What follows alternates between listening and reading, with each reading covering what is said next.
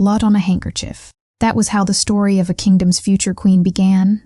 Not in a palace, but in a cottage too poor to afford a physician.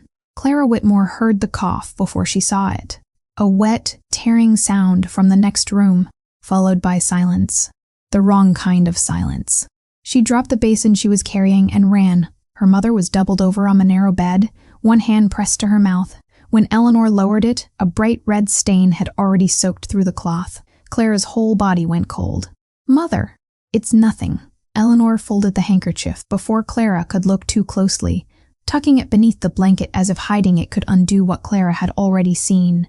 A little cough. "That is all." "You have said that for 3 weeks. And every week you grow thinner." Clara took her mother's hand. It felt like holding a bird's wing, all bone and no weight. "I am going to find a physician. I don't care what it costs." "Clara," Eleanor's voice cracked. "There is no coin left to cost." The door banged open before Clara could answer. Thomas stood in the frame, 10 years old, and already carrying the exhaustion of a man 3 times his age. He turned out his pockets onto the table. 2 copper coins rolled across the wood and stopped. "Nobody needed hands today," he said, not looking at either of them. "I asked at the mill, the smithy, the tannery. Nobody. Nobody spoke." The fire in the hearth had burned down to almost nothing, and none of them moved to feed it, because feeding it meant admitting they were rationing the wood too. It was Eleanor who broke first. "Clara, Thomas, come here." They came. "When the Lord calls me home, don't." Clara's voice came out sharper than she meant it to. "Don't say that. You must not spend your lives chasing after mine." Eleanor's eyes were wet, but steady. "Promise me you will not ruin yourselves trying to save what cannot be saved." Clara knelt beside the bed and took her mother's face in both hands. "I promise you this. Instead," she said, "I will not let you go without a fight. I don't care whose door I have to knock on. I don't care if it means scrubbing floors inside a palace, crawling with creatures that would rather see me dead than serve them tea. I will find work. I will find a physician. And I will not lose you. Not while there is breath left in me to stop it." Outside, the wind picked up, rattling the shutters, as if something out there had heard her and taken note. She had no idea how right she was.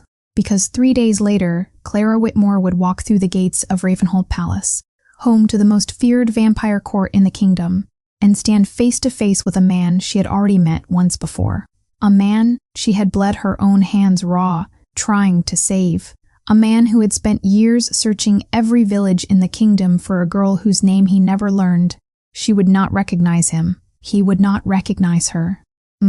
But his mother, the Queen Mother, a woman who had ruled through fear since the day her husband was murdered, would notice the way her son's eyes lingered on the new human Maid 1 second too long. And that 1 second would be enough to convince her that Clara Whitmore needed to disappear. Forever. If stories where a single act of kindness ends up rewriting someone's entire fate, or the ones that keep you up at night watching just one more chapter, subscribe. You're exactly who this channel is for. And tell me in the comments where in the world are you watching from tonight. Now, let's go back further. Before the palace, before the accusation, before any of them knew each other's names. Let's go back to the night in the forest, when a frightened village girl found a dying stranger bleeding out among the trees, and chose to save him anyway. 3 years earlier, before the coughing started, before the coins ran out, Clara Whitmore was just a girl gathering herbs at the edge of the forest, listening to the wind and thinking of nothing at all. Then, she heard the fighting. Steel against steel. A man's voice, ragged with pain. Then silence. The kind that made her stomach turn.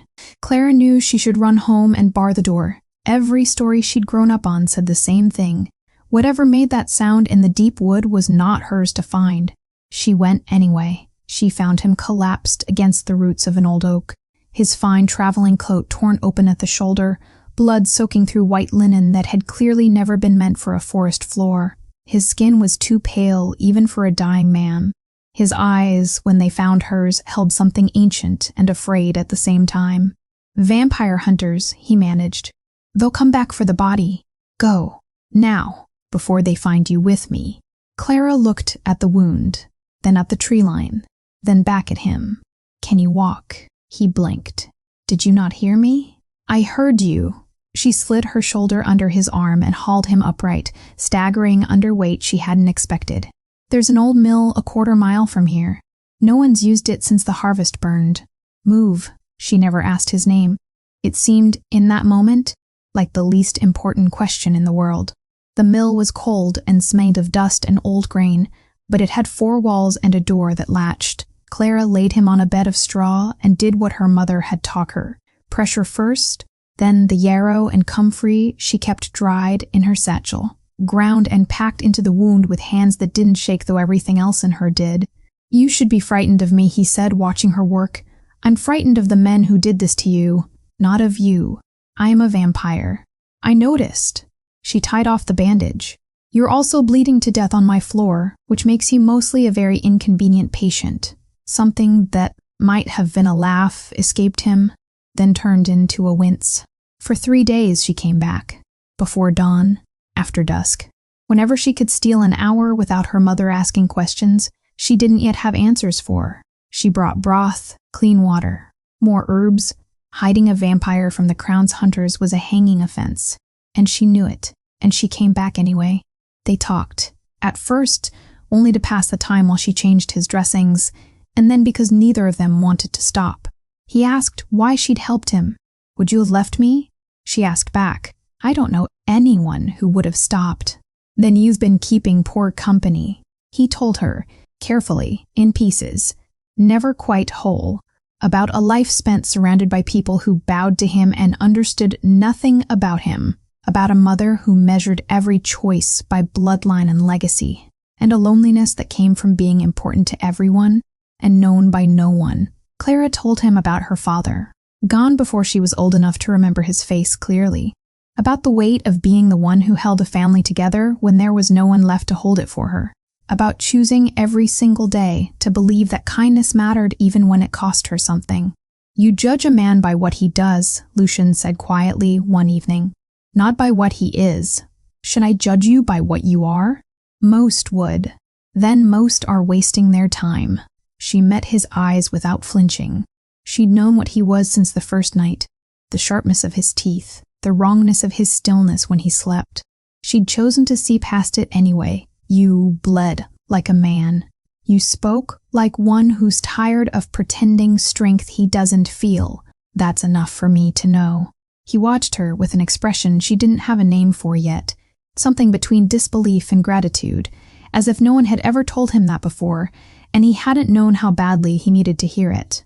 By the 4th day he could stand without her help. By the 5th, he was well enough to leave, and neither of them wanted him to. He didn't tell her his name. She never asked for it. Instead, at the door of the mill, he pressed something small and cold into her palm. A silver pendant, simple, unadorned, warm from where it had rested against his chest. "Keep this," he said. "If fate is kind, it shall guide me back to you." Clara turned it over once. "You make it sound like we'll need finding. Perhaps we will." He held her gaze a moment longer than was necessary. "Thank you for a kindness I can never repay." Then he was gone, into the dark beyond the mill, and Clara told herself it didn't matter, that she'd likely never see the stranger again, and that was simply how the world worked for girls like her. She was wrong. But it would be years before either of them learned it. Weeks later, a lone rider came looking for the cottage at the edge of the wood, the one with the girl who asked no questions and expected no reward. He found the window shuttered, the garden gone to weeds, the door hanging loose on its hinge. An old neighbor squinted at him from her own doorway. "The Whitmores, gone, sir. Lost everything after the father died in the mines. Nobody's seen them since." The rider said nothing for a long moment. Then he turned his horse and began a search that would stretch, quietly and without explanation to anyone at court, across years. He never found her. Meanwhile, in a city 3 days' ride from that empty cottage, Clara Whitmore knelt before the housekeeper of Ravenhold Palace and accepted the lowest position in the household, never imagining that destiny had already drawn its circle closed around her, and that the stranger from the mill was waiting for her on the other side of its gates. Ravenhold Palace did not welcome her. It merely allowed her through the gates. Clara had imagined grandeur, but nothing had prepared her for this. Black stone towers clawing toward a sky the color of a bruise, windows of stained glass depicting battles she didn't recognize, gargoyles crouched along the eaves as if waiting for an excuse to move. Ancient banners hung in the entrance hall, embroidered with a crest of thorns and a crimson heart. Every surface gleamed, polished by hands that were never thanked for it. It was beautiful the way a blade is beautiful. She understood, walking through it for the first time, that beauty and safety were not the same thing. The housekeeper, a stern woman named Mrs. Price, who spoke to Clara only in clipped instructions, assigned her to the laundry and the lower halls. Humans work below stairs, she said, as if reciting a law older than Clara's grandmother. You will not be seen, you will not be heard, you will not embarrass this house. Clara said nothing. She had promised her mother she would endure worse than this, and she intended to keep that promise. The other servants made sure she was tested early. Careful. One whispered as Clara passed, with an armful of linens, loud enough to be heard. Don't want to catch whatever it is they carry. I heard her kind spread sickness, said another, not bothering to lower her voice at all. Wonder why Mrs. Price even let one through the gates. Clara set down the linens, folded them with steady hands, and said nothing. She had learned long ago that arguing with cruelty only fed it. Instead, she scrubbed the floors until they shone brighter than any other maids, rose before the sun to have the fires lit before she was asked, and never once let them see that the words landed. By the end of her first week, she was already doing the work of 2 servants. Not to prove anything to anyone, but because idle hands left too much room for grief, and grief was a luxury she'd left behind in a cottage that no longer belonged to her. It was in that first week that she saw the Queen Mother for the first time. Rosaline Ashcroft moved through the palace the way winter moves through a field, unhurried, absolute, leaving nothing unchanged in its wake. 59 years had left no softness in her. If anything, time had sharpened her, carved her down to something elegant and merciless. She wore black even now, years after her husband's assassination. As though mourning had become less a grief and more a weapon she kept sharpened and ready. Humans, Clara heard her say once to a nobleman bowing too eagerly for her favor, have brought this court nothing but treachery since the day my husband died at their hands. I will not see that mistake repeated. Her voice never rose. It didn't need to. Fear did not require volume, only certainty, and Rosaline possessed that in endless supply. Clara kept her eyes down and her opinions to herself. Evelyn Blackthorne was different. Clara noticed that almost immediately. Where Rosaline's beauty was a blade, Evelyn's was a candle, warm, graceful, the kind of presence that made servants straighten instinctively, not out of fear, but out of something closer to fondness. She thanked the maids who brought her tea. She remembered their names. When Clara passed her once in the east corridor, Evelyn offered a small, genuine smile before Rosaline's voice called her away, and Clara found herself, despite everything, hoping the girl's kindness wasn't simply another performance for a court that rewarded none. Lady Evelyn, Mrs. Price told the newer maids that evening with the reverence of someone repeating scripture, will one day be our queen. The Queen Mother has raised her for that purpose since she was a child. It is a great honor and a settled matter. No one asked what the future king thought of it. No one needed to. In Ravenhold, some things were decided long before the person they concerned had any say at all. Clara learned his name before she ever properly saw his face. Lucian Ashcroft, heir to the throne, gone for weeks on business at the kingdom's borders. The servants spoke of him with a mixture of awe and unease. Fair, they said, unusually so for a vampire prince, but distant in a way that made even Rosaline's iron court seem to hold its breath around him. He returned on a gray afternoon, without warning, the way powerful men often do, as if the palace itself should simply rearrange around his arrival. Clara was carrying a stack of pressed linens through the entrance hall when the doors swung open and every servant in sight dropped instantly to their knees, heads bowed, the movement so practiced it looked like a single body, folding at once. Clara went down with them. A beat too late, linens clutched awkwardly to her chest, heart hammering with the fear of having been noticed for the wrong reason on her very first proper day among the court. She kept her head down. She did not look up. And then, without meaning to, without any reason, she could later explain to herself, she did. Their eyes met for less than a heartbeat. Lucian Ashcroft was tall, pale, his long hair loose about broad shoulders, his expression carved from the same distant stillness the servants had warned her of. But something flickered behind his eyes the instant he saw her, something like recognition trying to surface through years of silt, a familiarity he couldn't place and didn't have the context to explain. He had looked at 100 human maids since returning to this palace. He had never felt the ground shift, faintly and without reason, beneath a single glance before.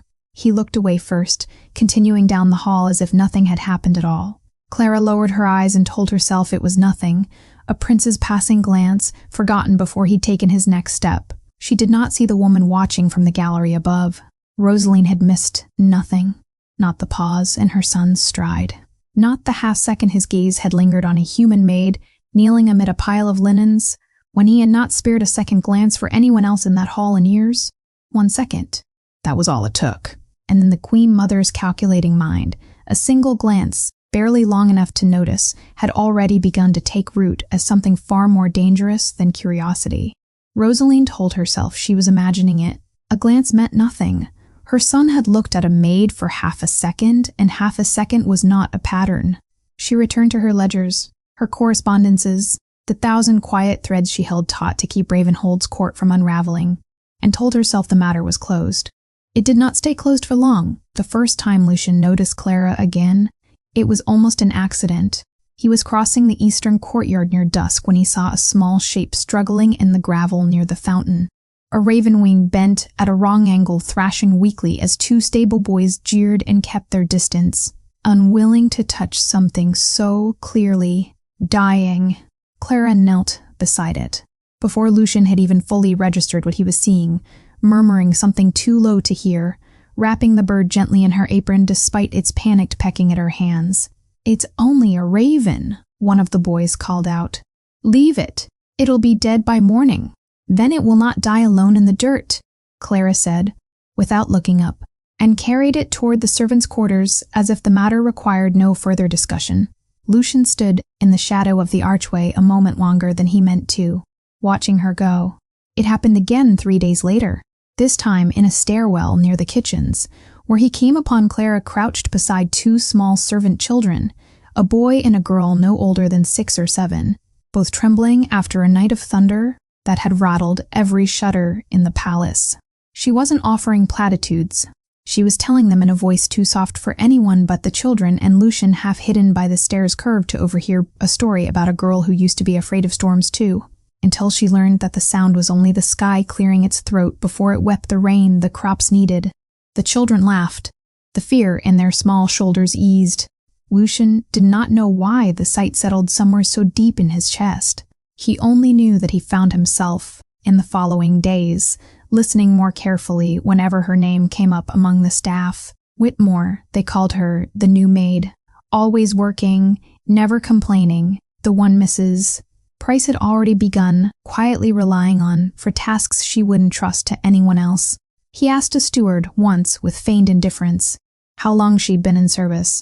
"Only a few weeks, my lord," keeps to herself, works later than anyone. Even after the other maids retire, she's still mending linens or tending the hearths. Never asks for more coin, though I suspect she could use it.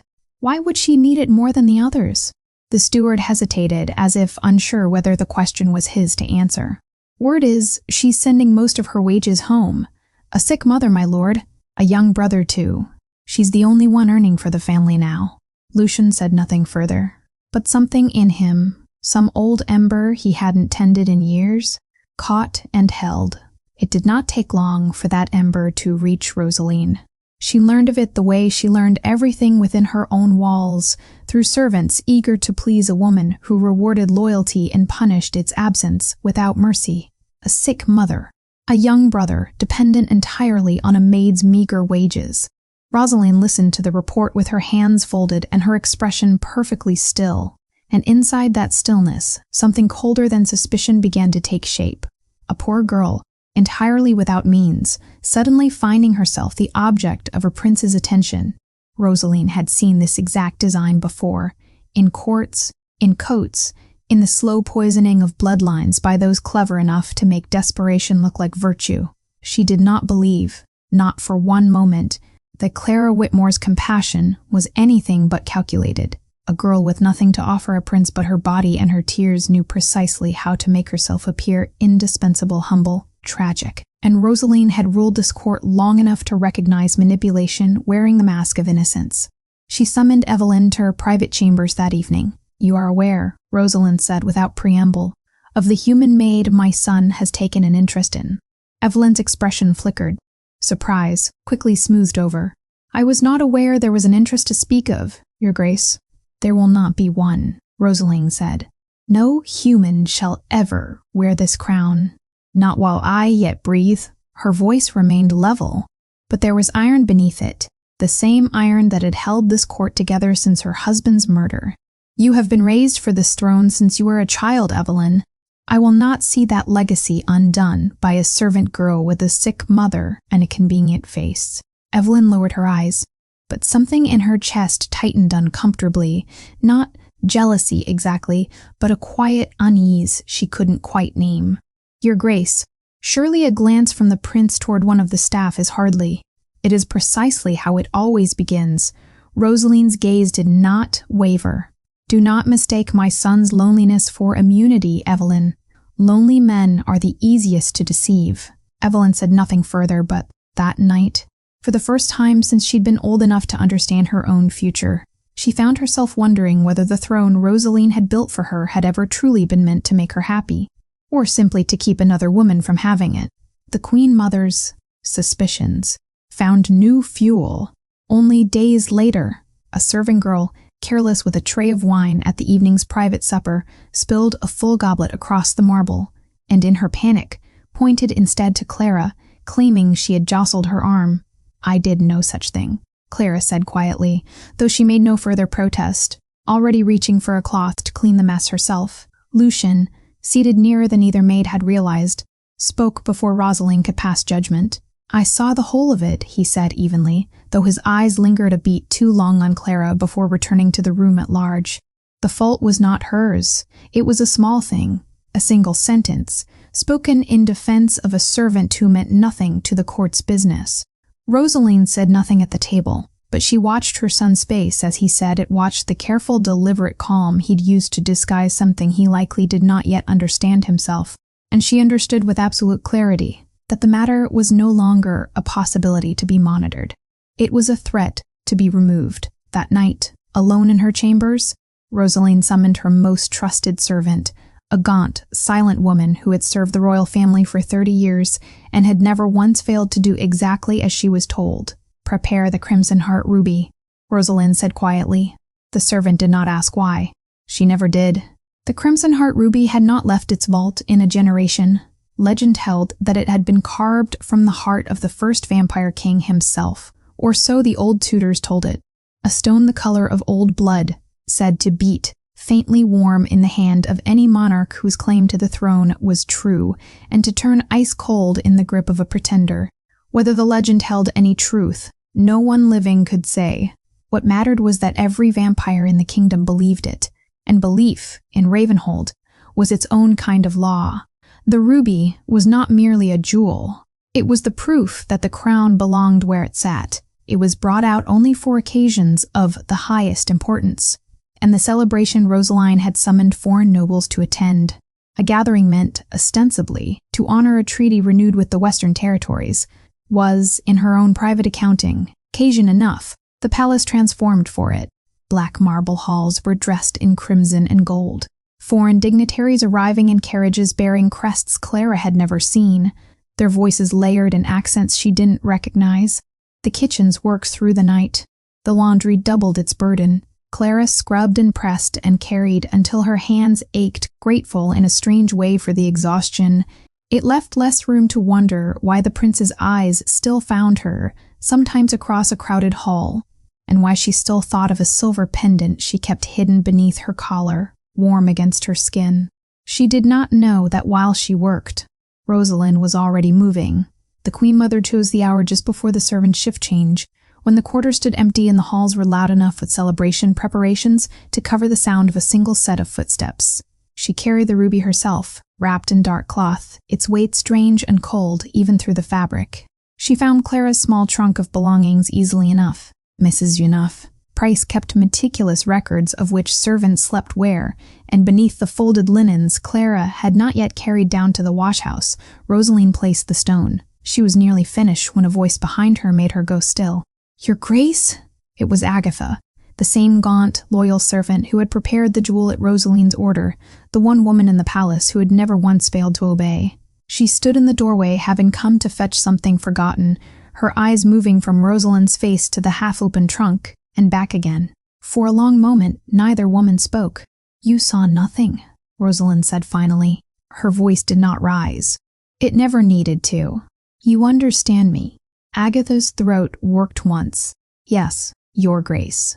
Should I hear so much as a whisper of this from any corner of this palace, you will find that 30 years of loyal service protects no one from my displeasure. Am I understood?" "Yes, Your Grace." Agatha's eyes dropped to the floor and stayed there. Rosaline swept from the room without another word, already composing, in her mind, the precise shape of the outrage she intended to perform. The alarm was raised 2 hours before the celebration's second course. A steward sent to retrieve the ruby from its vault for the ceremonial toast found the case empty, the seal undisturbed, the lock untouched, which made the theft by every account impossible and therefore, in the eyes of a frightened court, proof of some far darker treachery. The music stopped. Guards flooded the halls. Every door in Ravenhold Palace was barred, every servant and noble alike herded into the great hall to be searched. Foreign dignitaries murmuring behind gloved hands as guards moved from room to room with the grim efficiency of men who understood exactly how much their king's mother expected of them tonight. Clara stood in line with the other maids. More curious than afraid, she had touched nothing, taken nothing, and could not imagine what any of this had to do with her, until a guard reached her basket of laundry, lifted the folded linens at the top, and went utterly still. The crimson heart ruby caught the torchlight, deep red, unmistakable, nestled among Clara's mended aprons as if it had always belonged there. The hall went silent. "That is not mine," Clara said, and heard her own voice come out thin, disbelieving. "I have never touched it. I don't understand. Do not compound your crime with lies." Rosaline's voice cut through the hall like a blade unsheathed, and when Clara turned, the Queen Mother was already there, drawn by guards who had clearly been instructed to summon her the moment anything was found. Rosaline's eyes were bright with something that looked, to the gathered nobles, exactly like righteous fury. "The most sacred relic of our bloodline, hidden among a human servant's linens. Tell me, girl, did you believe no one would notice? I swear to you, I have never." "Enough." Rosaline's voice rose for the first time Clara had ever heard it rise. "You have stolen from this crown before foreign eyes, on the very night meant to honor it. There is only one punishment for such a crime, and I will not see it delayed." "Your Grace." It was Evelyn's voice from somewhere near the dais, uncertain but present. "Surely we ought to wait for the prince's return before—" "The prince is inspecting the western defenses and will not return before dawn," Rosaline said without even turning to look at her. "Justice does not wait on convenience. Guards, prepare her for execution. Tonight." Clara's knees buckled. 2 guards caught her by the arms before she could fall, entirely dragging her toward the courtyard as the gathered court watched in the silence thick with either satisfaction or unease, depending on how well each of them had learned to fear their Queen Mother. Evelyn stood frozen at the edge of the crowd, her hands twisted into her skirts, every instinct in her screaming that something about this moment did not fit together the way Rosalind insisted it did. The perfect timing, the impossible theft, the Queen Mother's readiness to condemn a girl to death before a single witness had truly been questioned. But she had no proof. She had only a feeling, and feelings held no weight against a Queen Mother's fury. The guards forced Clara to her knees upon the courtyard stones, torchlight throwing long shadows across the gathered nobles, the executioner's blade already drawn and gleaming in the dark. And then, cutting through the tense silence like the toll of a distant bell, trumpets sounded from the palace gate. "The Vampire King has returned." The executioner's blade froze in the air. Every head in the courtyard turned toward the gates. as Lucian Ascroft strode through them, still dressed in his traveling leathers, dust from the western road clinging to his boots. His expression carved from something far colder than the winter air. He had ridden to the night at the first word of a theft, expecting some minor palace disorder to settle before dawn. He had not expected to find a woman on her knees before an executioner's blade.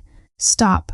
The word cracked through the courtyard like a whip, and the executioner staggered back a full step, blade lowering instantly. Lucian's eyes swept the scene, the gathered nobles, the foreign dignitaries murmuring behind gloved hands, his mother standing above it all with the calm satisfaction of a woman who believed herself entirely in the right.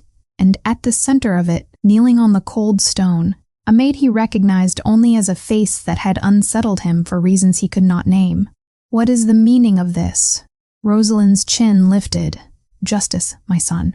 This girl was found with the Crimson Heart ruby hidden among her belongings, on the very night we honored this court before foreign eyes. She stole it, said a voice from the crowd, one of the nobles, eager to align himself with the Queen Mother's certainty.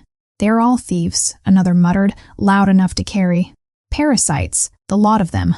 Given shelter, given wages. And this is how they repay a crown that shows them mercy. Traitors to the bloodline that feeds them, said a third. And the word traitor rippled through the gathered court like a spark finding dry grass. Clara knelt in the center of it, shaking, her wrists bound, and said nothing in her own defense. She had learned, in a lifetime of being looked down upon, that words meant nothing to those who had already decided what she was. Present the evidence, Lucian said, his voice tight with a control that cost him visibly to maintain. Rosaline gestured, and a guard stepped forward bearing the ruby itself, wrapped now in ceremonial cloth, its deep red catching the torchlight. Found in her laundry basket, my son. The vault seal unbroken, the lock undisturbed, which means only one thing. Someone within these walls, with access to the servant quarters and no love for this crown, took it upon herself to steal what she could never hope to wear. I never touched it. Clara's voice was hoarse but steady. I swear before every god either of our peoples prayed it, I have never laid eyes on that stone before tonight. And yet it was found among your possessions, Rosalind said almost gently, the gentleness of someone certain she had already won. Explain that, if you are able. Clara could not. She had no answer because there was no answer that made sense of a truth so clearly stacked against her. And the not knowing was its own kind of horror, to be condemned by a crime she could not even begin to understand. Lucian looked at the evidence. He looked at his mother's face, utterly unshaken, utterly certain. He looked finally at Clara, and something in her expression, the quiet dignity of a woman who refused to beg for a mercy she didn't believe would come, struck something in him he couldn't name. Is there nothing you wish to say in your defense? He asked her, quietly enough that it almost wasn't meant for the crowd at all. Clara lifted her eyes to his. Only one thing, my lord. Her voice trembled, but held. I do not ask for my life. I know how this must look, and I know what your law demands. But I ask, if I am to die tonight, that someone see my wages sent to my mother. She is ill, and my brother is young, and they have no one else in this world. That is all I ask. Not mercy for myself, only that. The courtyard went utterly silent. Even the nobles who had called her thief and traitor moments before found themselves, for one uncomfortable heartbeat, unable to meet her eyes. Rosaline's expression did not soften. A convenient performance, she said, though something in her voice had gone slightly brittle. Do not mistake sentiment for innocence, my son. The law is clear. The evidence is undeniable. If we permit one human to escape justice because she weeps prettily for a dying mother, we announce to every servant in this palace that our laws bend for a sympathetic face. Lucian's jaw tightened.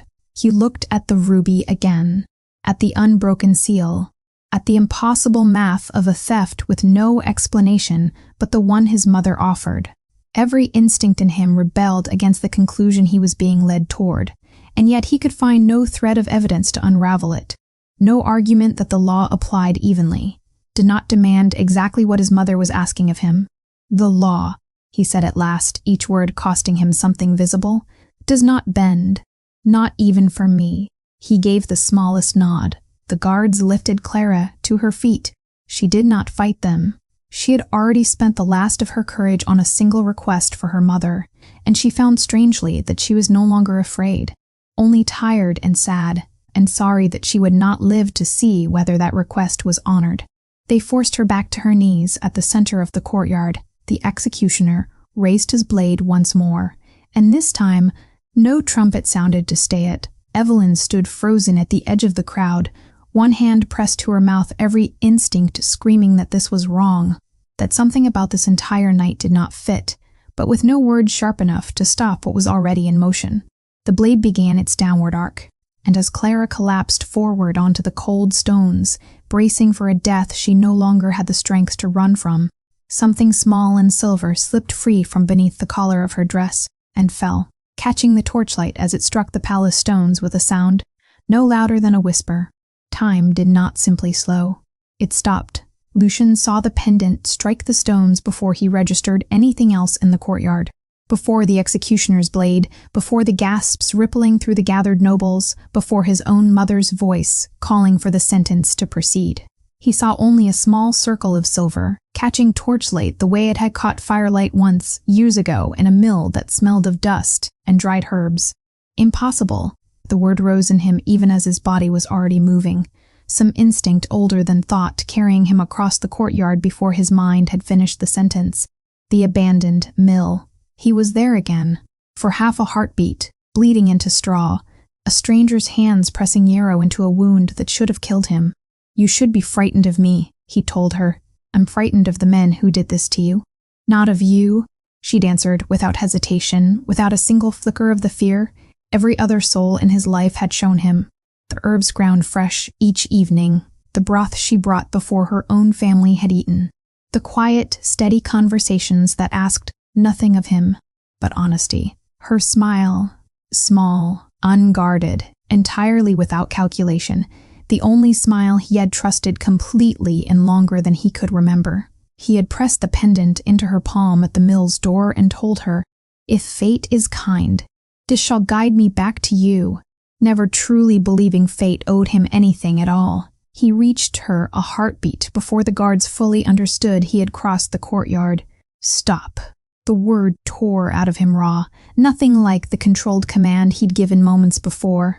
The executioner froze mid-motion, blade suspended, as Lucian dropped to his knees in the dirt beside Clara, a prince kneeling before a condemned maid, in front of the entire assembled court, and did not care who saw it.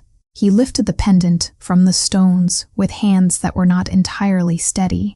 It was the same, the exact same weight, the same worn edge where his thumb had rubbed it smooth in the months of searching that followed, the same faint scratch along the back where it had once caught against armor before he'd given it away. There was no mistaking it. There had never been another like it in the world.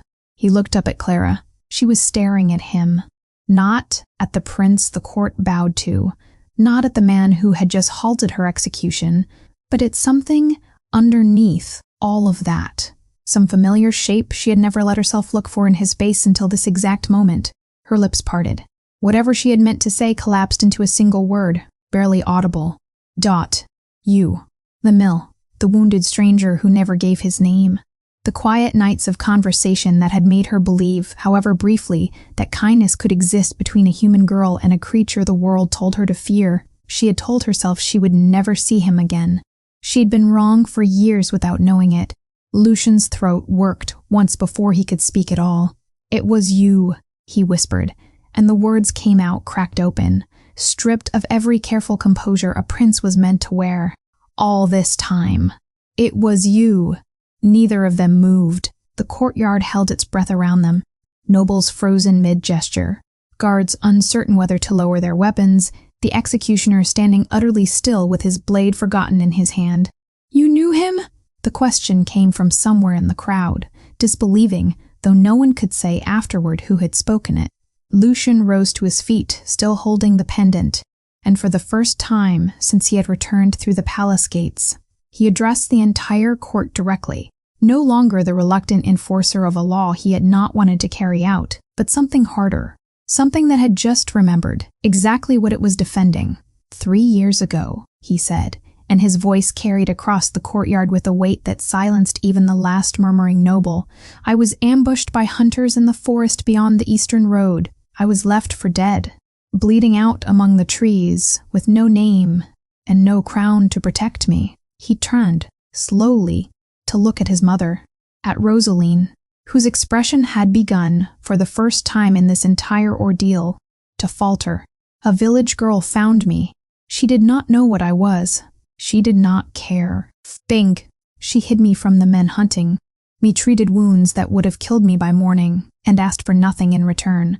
Not my name, not my gratitude, not so much as a coin for the herbs she used on wounds a human girl had no obligation to touch." He held up the pendant, turning so the entire court could see the small, unremarkable circle of silver that had somehow undone, in a single instant, everything his mother had built tonight.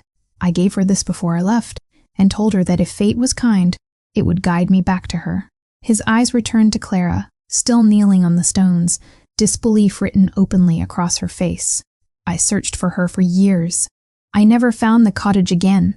I believed I had lost her forever." He looked back at the gathered nobles, at his mother, at the executioner, still holding his frozen blade, at Evelyn, standing pale and still at the edge of the crowd, at every soul in that courtyard, who had, moments ago, called this woman thief and parasite and traitor without a shred of hesitation.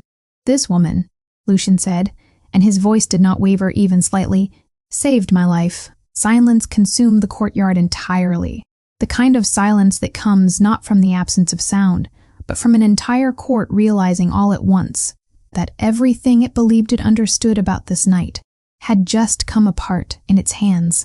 Rosaline stood motionless upon the dais, her carefully constructed certainty draining from her face by degrees, replaced by something colder and far more dangerous, the dawning understanding that her trap had not destroyed the girl at all. It had exposed something she had never intended anyone to see.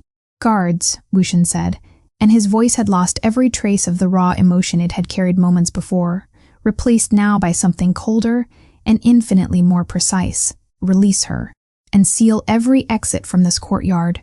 No one leaves until I understand exactly how a relic from a locked vault came to rest inside this woman's belongings."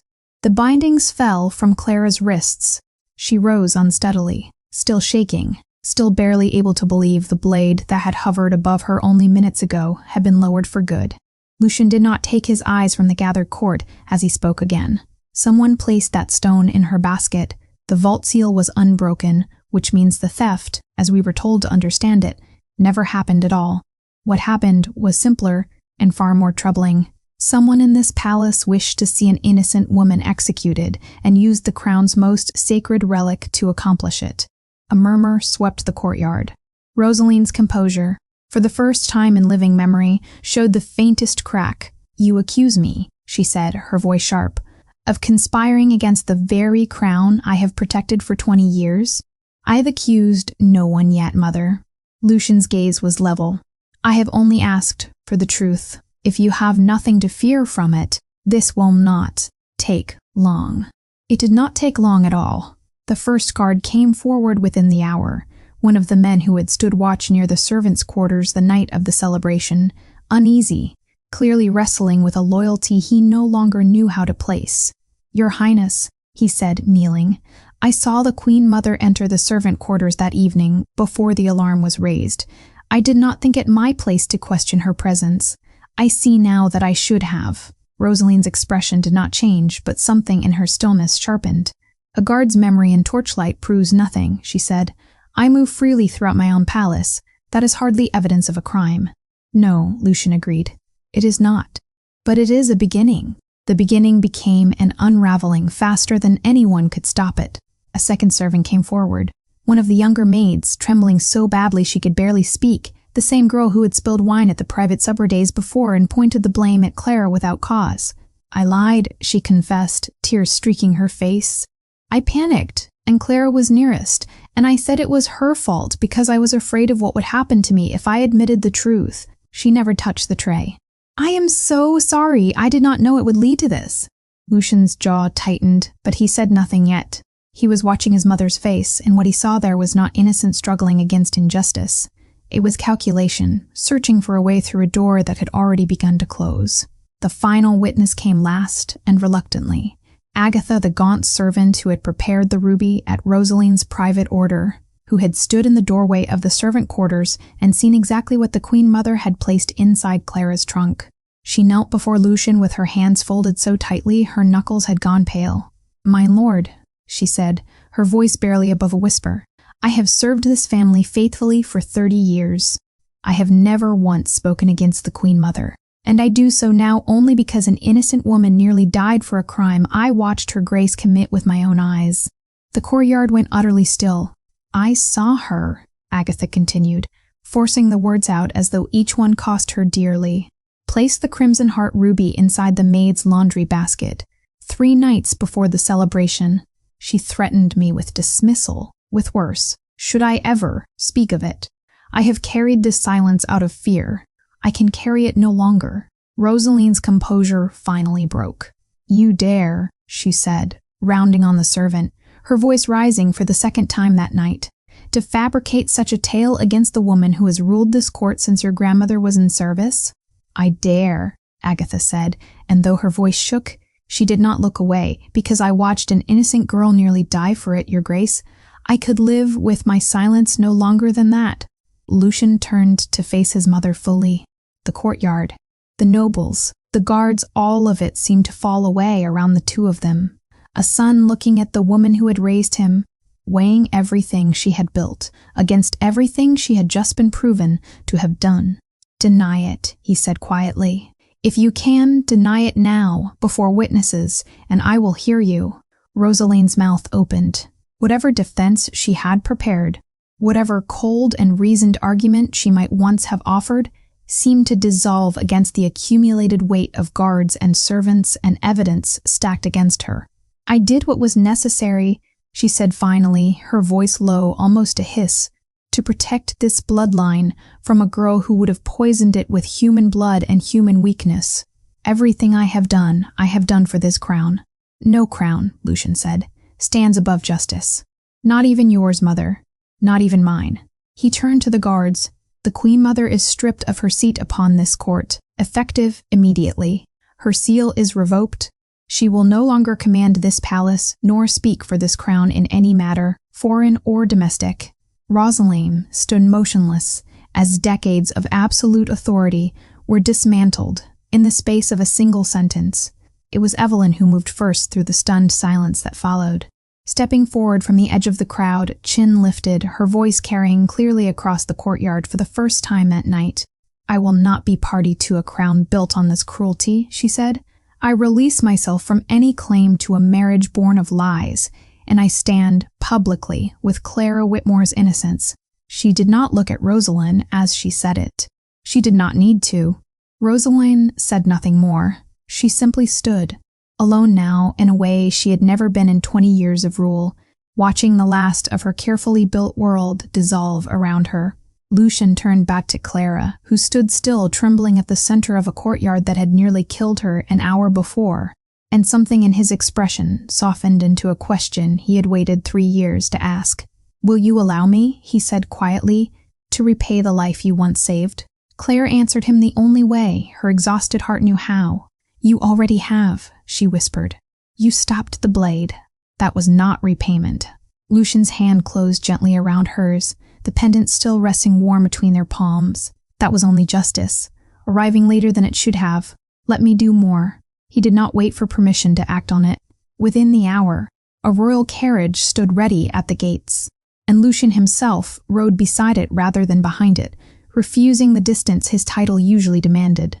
They traveled through the night toward the small roadside room where Eleanor and Thomas had waited, unknowing for a daughter they feared they might never see again.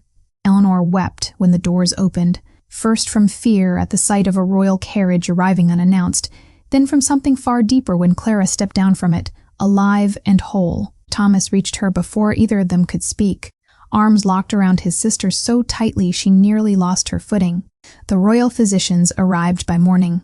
They worked with a gentleness Clara had not expected from men who served a court she'd only ever known as cold, easing Eleanor's cough, tending to an illness that had gone untreated far longer than it should have. Within days, color had returned to a face that had carried the gray pallor of dying for months. "You need not fear the cost," Lucian told them, when Eleanor tried weakly to protest the expense. "Every debt this family carries is already settled." And Thomas, he turned to the boy who watched the prince with wide, uncertain eyes, "will want for nothing. An education, a trade of his choosing, protection under this crown for as long as he requires it. That is not charity. It is simply what should have been offered to your family long before now."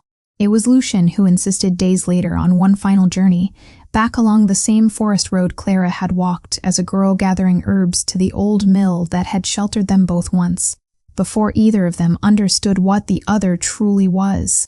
The mill stood exactly as she remembered it, smaller than memory had made it, dust thick on the floor where straw had once cushioned a dying stranger, the latch on the door still faintly bent from years of disuse. "I searched for you longer than I ever admitted to anyone," Lucian said quietly, standing where he had once lain bleeding. "Every year, when the searching yielded nothing, I told myself it was time to stop, and every year I found I couldn't." He turned to face her fully. "I am sorry, Clara. Sorry that I did not find you sooner. Sorry that you carried your family's survival alone for years. I might have eased, had fate been kinder to us both." "You searched," Clara said softly. "That is more than most would have done for a stranger who never gave you her name." She reached for his hand. "I forgave you the moment I understood who you were kneeling before me in that courtyard. There is nothing left to forgive." He lifted the pendant from where it still hung at her throat, turning it over once in the same gesture he'd made 3 years before. "If fate is kind, this shall guide me back to you," he said quietly. "It took its time, but it kept its promise."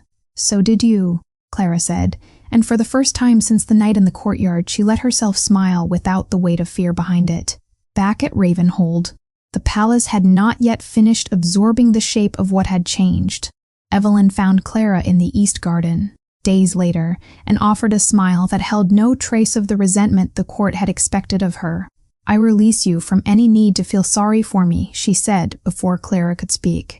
"I was never meant for that throne. I simply hadn't realized it until I watched what defending it nearly cost. I would rather choose my own future than inherit one built on cruelty." She squeezed Clara's hand once. "Be happy, both of you. You have earned it more than most." Rosaline was not present for any of it. She watched instead from the narrow window of the quarters she had been confined to in her exile from power, stripped of seal and authority and command, left with nothing but the long, cold hours to consider what her fear had cost her. She had spent decades believing humans were the wound at the heart of her kingdom's suffering. Watching her son stand beside a human woman who had saved his life without asking anything in return, she understood, finally and too late, that it had never been humans who threatened to unmake her world. It had been her own hatred, all along.